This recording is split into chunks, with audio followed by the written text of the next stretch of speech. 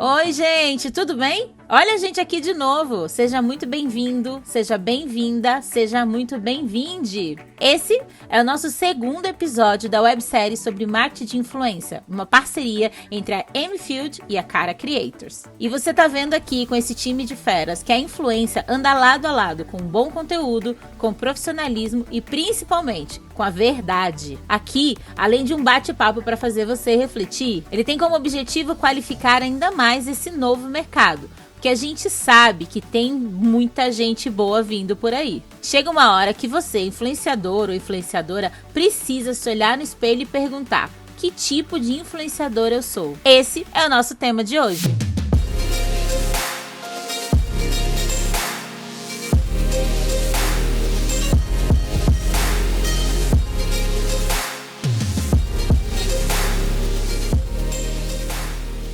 Como a Mfield e a Caras Creator não brincam em serviço, eu, Dé Bastos, vou atrás dessa resposta através de mentes que vivem o marketing de influência praticamente 24 horas por dia, 7 dias por semana. Ah, gente, Ju Ferraz, que prazer ter ela aqui na nossa websérie. Se você ainda não conhece a Ju, espera! Ela é uma mulher de negócios maravilhosa, defensora do corpo livre, jornalista e sócia da Holding Club. O patrão tá on e tá aqui com a gente. Flávio Santos, CEO da Mfield, tá com a gente nesse papo novamente. E quem também tá de volta para colocar toda a sua experiência para jogo é a Gabriele Zito, jornalista e gerente deste projeto aqui da Caras Creator. Temos o prazer de receber a Gabi Lopes, uma das maiores influenciadoras desse país. Ela tem mais de 2 milhões de seguidores, é atriz, empresária, apresentadora, modelo, enfim, um monte de coisa super completa. Tá bom ou você quer mais? Claro que tem mais, né? A gente vai conversar também com um dos caras mais lidos desse país,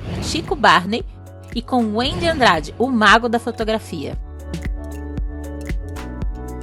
E sabe quem tá com a gente aqui também? A maravilhosa Gabi Prioli. Bora pra nossa conversa então? Ju Ferraz, conta pra gente, o que pra você é fazer conteúdo? Quando a gente fala de fazer conteúdo, eu gosto muito de contar o que eu vivo, o que eu aprendo, o que eu troco. Para mim, essa é a verdadeira influência.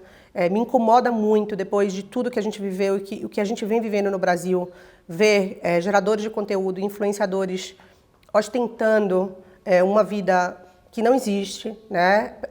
Primeiras classes, hotéis incríveis, bolsas incríveis. Amo tudo isso, tá? Amo tudo isso, mas eu acho que a gente precisa entender que quando a gente bota um celular na nossa frente para a gente mostrar isso de uma outra forma, a gente precisa pensar no outro, né? A gente tem que pensar no coletivo. Então, é muito sobre isso. Conteúdo para mim é verdade. Esse mercado ele é novo, né? Então, se você for estudar a profissão do médico, do advogado, já existe há mais de 800 anos. A profissão do influenciador, provavelmente, no máximo, há 12. A gente vendia public post há 12 anos atrás no Twitter. Quando eu comecei, por exemplo, era só sobre exibicionismo. Era a vida que a gente tinha, as coisas que a gente atingia, as viagens que a gente fazia, era só isso. E aí chegou um momento, até antes da pandemia, assim, que eu vi que começou a ter uma troca, uma inversão de valores, principalmente com Learning Talks, crescendo muito. A Caras é um nome, é uma das marcas mais conhecidas do Brasil, né? E isso requer uma responsabilidade muito grande. A gente sabe que a Caras fala muito ainda de uma mídia que era mais tradicional. Como é essa transição, assim? Como é esse novo mercado da publicidade? A gente está exatamente nesse processo. Então, as 19 marcas, nós trabalhávamos com revista, com impresso, com uma mídia e um conteúdo que era completamente diferente. Então, tinha muito essa coisa de mostrar desse exibicionismo que a Ju também está falando, em especial falando de Caras, de mostrar a casa do artista, da personalidade, de mostrar a viagem que ele foi fazer com a família. Eu acho que, além da gente estar passando pelo processo de digitalização, a gente também está passando por um processo de mudanças em função de tudo isso que a gente está vivendo. Então, hoje a gente mostra como é a realidade da mãe artista que está em casa sem trabalhar, convivendo com o filho mais, na rotina do lar, que não era a rotina dela. Então, assim, com esse momento também veio essa mudança do nosso perfil de conteúdo. Então, que isso é muito importante. E esse processo da gente se reinventar. Gente, olha só, o nosso papo tá bom pra caramba, né? E daqui a pouquinho a gente continua, porque tem muita coisa legal. Mas agora, a gente abre espaço para duas figuras que influenciam milhões de pessoas. Um deles é pelo dom da palavra e o outro é pela sensibilidade por trás de uma câmera. O Andy Andrade é um artista. As fotos dele praticamente falam. São imagens que conversam com o fundo da nossa alma.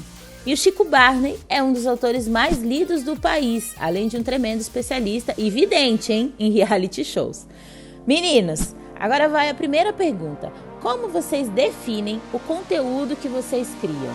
Eu sempre achei que, na verdade, eu crio conteúdo sobre outros conteúdos. Assim, acho que a gente tenta criar conexões com o que está vendo, com o que está passando, com o que está sendo discutido. É esse conteúdo meio complementar de outras pessoas. Eu defino meu conteúdo, ele é artístico e provocador, sabe? Ele está muito difícil de estar alinhado dentro dos signos, né? Dentro dos comandos que uma rede social te induz, né? Que é uma publicação mais contínua, enfim, quando você começa a colocar dentro de uma plataforma que é cheia de limite, que está te pedindo uma outra coisa, é um pouco mais difícil, mas eu considero meu conteúdo nesse formato, assim. A influência através de opiniões fortes, até pouquíssimo tempo atrás, deixava muita gente com o pé atrás. Mas ela é, sem dúvida nenhuma, das pessoas responsáveis por trazer essa conversa para uma galera jovem. Seja bem-vinda, Gabriela Prioli.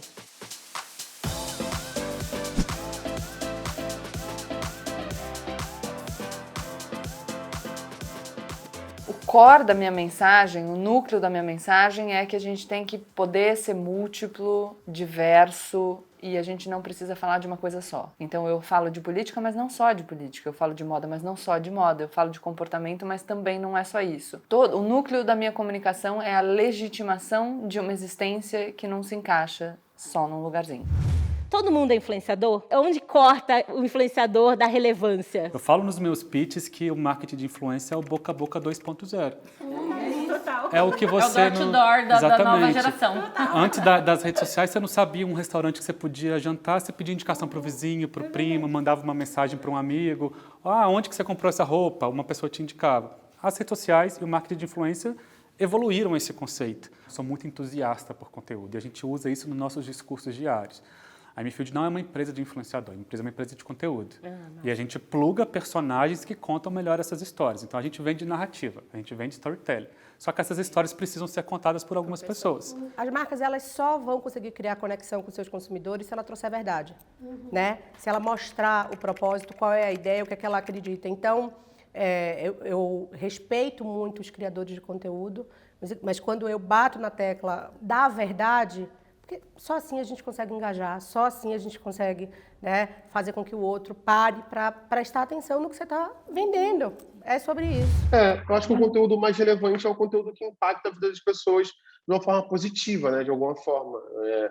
Eu conheço pessoas que, enfim, têm 5 milhões de seguidores e elas simplesmente dançam. E eu não estou dizendo simplesmente até para não desmerecer as pessoas que dançam. Elas dançam. E tem outras pessoas, sei lá, como a Joyce Beth, ela fala de temáticas políticas, raciais, enfim, que é um conteúdo, acho que vai impactar e vai mudar a vida de mais pessoas, independente se ela tem 100 mil e outra tem 5 milhões. Porque eu acho que essa questão de famoso ou não, hoje, quem é famoso na Globo não é necessariamente nada no Instagram, no Twitter, onde for, se não tiver uma estratégia pensada para lá. Assim, não basta o Tony Ramos virar um grande Instagrammer se ele não se esforçar tanto quanto ele se esforçou para se tornar um grande ator. São coisas muito diferentes hoje. Assim, é pouca gente que consegue, só com a força da existência, ser relevante em todos os lugares que está. Eu queria te fazer uma pergunta sobre exposição, porque assim...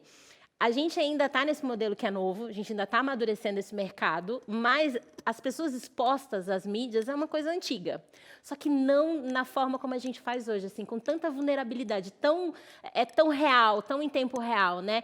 E isso traz tantas outras consequências, como os haters, como o cancelamento. E aí tem gente que sequer começa um trabalho nas redes sociais já com medo desse lado negativo, né? Quando a gente está falando de criação de conteúdo. É muito bacana ser um influenciador, ser um creator, ser um construtor de conteúdo. Mas a que preço? Eu sempre fui muito julgada porque eu era uma mulher fora do padrão. Aos 15 anos eu fui apelidada por um namorado de minha melhor amiga, que até hoje eu me chamava Jubola. Eu não era Juliana Ferraz. Eu era Jubola porque eu, diferente das outras meninas da Bahia, não tinha o corpo que eles achavam que era perfeito. Eu venho contando essa história nas minhas redes muito mais para poder impactar a vida das próximas gerações e de mulheres que passam por isso do que viver e contar essa experiência, porque eu gostaria de que as pessoas ouvissem isso. Vou fazer um gancho, então, nessa fala maravilhosa da Ju para dizer, Gabi, você, apesar da pouca idade, já está fazendo isso há um tempo. Esse tempo te deixou mais madura para saber qual é esse limite de exposição? Com certeza a experiência ajuda, né? Você vai aprendendo com os tapas na cara que você leva. Já errei muito na internet, já falei coisas que inclusive aprendi depois sobre cultura, né? Expressões, coisas, então é super importante. Mas eu acho que, na minha opinião, essas coisas elas vêm de fábrica. É uma questão de semancol. Tem gente que erra muito a mão, aí não tem condições. É claro que você pode... aprende, né, Gabi? E não aprende, parece que... e vai errando mais. Leva um caldo, leva outro. E quando a marca erra? O problema não é nem só quando a marca erra, mas é quando a marca erra numa amplificação, né? Quando a gente está transmitindo aquela mensagem da marca para milhares, né? Que é no caso da nossa audiência do grupo, e aí a marca está errando. E aí como que a gente faz para chegar para ele e falar assim, olha, não é bacana falar isso, sendo que ele está, não, a gente fez um negócio com a nossa cara. Esse eu acho que é um erro, assim, as pessoas ou negarem ou debocharem daquele erro, sabe, assim, assumem. Às vezes dá uma sumida de 2 dias para entender aquele ponto de vista, porque existe um hábito de não é assim, ou essa é a minha cara, e eu vou assumir esse rosto, mas o negar e o debochar, principalmente quando a gente fala de erro, é um ponto de vista que talvez é o grande erro de quem está passando por aquela situação. Exatamente. Mas aí eu acho que o diferencial, eu acho, de quem está nesse mercado, até a gente conseguir chegar para a marca e fazer o que o Flávio falou. A gente conseguir reconstruir com eles, ressignificar, mostrar para eles também. Eu acho que a gente, no meu papel aqui como marketing, como projetos, enfim, como assessora, é muito esse papel de educação também, da gente chegar para a marca e trazer essa instrução. Ao mesmo tempo também a gente chegar para o criador e trazer essa instrução, porque, gente, às vezes erra dos 2 lados em conjunto. O mercado ainda não se comunica. Assim, de verdade, acho que vocês são muito responsáveis para fazer isso da melhor forma. Por exemplo, às vezes eu assino um contrato de embaixador anual e eu sei que eu vou ter uma responsabilidade contratada, que vão ser 12 meses de trabalho, e aí começa a chegar o briefing, por ser anual, parece que você já assusta a agência, então já vem um negócio super falho, e você começa a debater na reunião de briefing, você fala, mas como que eu faço isso e aquilo? Eu acho que tem uma imposição muito grande da marca, e pouco entendimento sobre a gente. Mas esse é um desejo de todo mundo, Gabi, e às vezes eu sinto do outro lado também que nem todos os influenciadores estão prontos para essa liberdade criativa. Sim. Eu também sei do que você está falando, sabe, porque daí assim, você fala para criar, não vem nada. Porque aí você também fica desesperado. Se não manda um roteiro linha a linha, o cara não executa ali, e já fica engessado, e é o que a marca não quer também. A marca precisa respeitar a minha liberdade de me posicionar e de falar sobre os assuntos que eu já falo. Então, todas as marcas que trabalham comigo são maravilhosas, porque ninguém nunca tentou dizer, viu, será que você pode modular o seu discurso? Até porque eu imagino que eles já saibam o que eu vou falar. Não, não posso. Outra coisa que eu aprecio muito é essa liberdade de criar e o respeito com o público, mesmo que não vai consumir aquele produto. Uma ação publicitária, ela pode ser produzida de um jeito só para eu comunicar essa marca aqui, você ficar sabendo que ela existe, ou ela pode ter um cuidado na produção que faz com que você assista aquela publicidade e mesmo sem consumir, consiga dizer, pô, legal esse vídeo. Criativa essa ideia. E aí eu posso receber algo daquela publicidade que não é só a publicidade. E aí quando as marcas me dão a possibilidade de criar e trabalhar desse jeito, já é um indicativo de que a gente vai permanecer junto por mais tempo. E claro, mensagens que eu acredito. Então é mais ou menos desse jeito. Tem uma palavra que eu acho que já virou um ranço nacional, que é a empatia, mas eu acho que é isso que salva o cancelamento. E aí das 2 partes. Né? Às vezes a gente coloca só a culpa na marca ou só a culpa no influenciador. Eu acho que todo o ecossistema da influência é responsável por isso. Isso eu não tenho dúvidas. E a questão de hater, para mim, assim, existe um problema da tecnologia, da pressão por engajamento, do algoritmo. A gente entende do nosso lado que qualquer tipo de mensagem, até a mensagem do ódio, é interação. E os algoritmos das redes sociais entendem aquilo como interação. Então você acaba sendo mais engajado, mesmo que seja 1000 comentários negativos. E a questão do hater principal para mim hater não é entretenimento. A gente não pode brincar de odiar as pessoas. E eu acho que essa é a nossa responsabilidade. Eu acho que, assim, uma pessoa que discorda de você não é um hater, tá? Mas a crítica, a agressão, ela comunica um sofrimento. A gente precisa entender que aquilo não comunica sobre nós, comunica sobre a pessoa. Não é sempre fácil, a gente precisa de ajuda, de rede de apoio, muitas vezes da ajuda de um especialista, mas quando a gente consegue entender a dinâmica maior por trás do hater, eu acho que a gente fica menos suscetível aí. A gente precisa entender que o algoritmo, ele também é só comportamento. Eu sinto muito, provavelmente serei mandada embora depois dessa fala, mas a rede social não é a vida real. Então, para que você possa fazer um bom conteúdo nas redes sociais, você precisa viver uma vida que seja real. As coisas não são tão fáceis, tão claras como você tá certo e eu tô errada, como tem acontecido nas redes sociais. O mundo não é tão polarizado assim. A gente às vezes ouve um comentário sobre ser uma mulher gorda, dói profundamente, mas às vezes a gente precisa abrir esse diálogo para mudar essa mentalidade. Então a sugestão que todo mundo aqui, essas pessoas gigantes no mercado deixam para você, é para que você viva a vida real e que deixe produzir conteúdo baseado na sua vida real, nas relações reais que a gente tem. Né não? Essa série tá linda, tá maravilhosa. Vou te convidar para assistir os próximos episódios, para assistir os anteriores também. Seguir esse povo maravilhoso, porque ó, junto a gente vai longe. Até breve!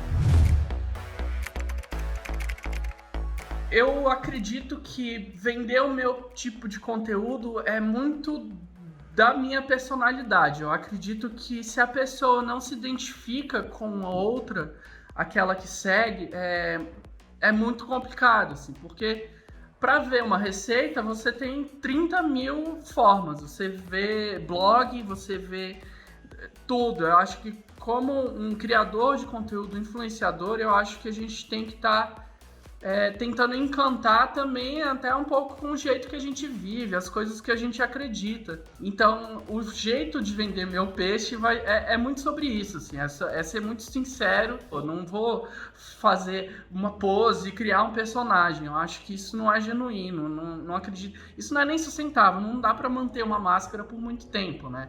Então, é isso, acreditar em personalidade, bom humor e por acaso você vai aprender alguma coisinha com receitas de gastronomia. Daqui a pouco tem mais conteúdo de qualidade no ar. A M-Field e a Cara Creators estão só começando.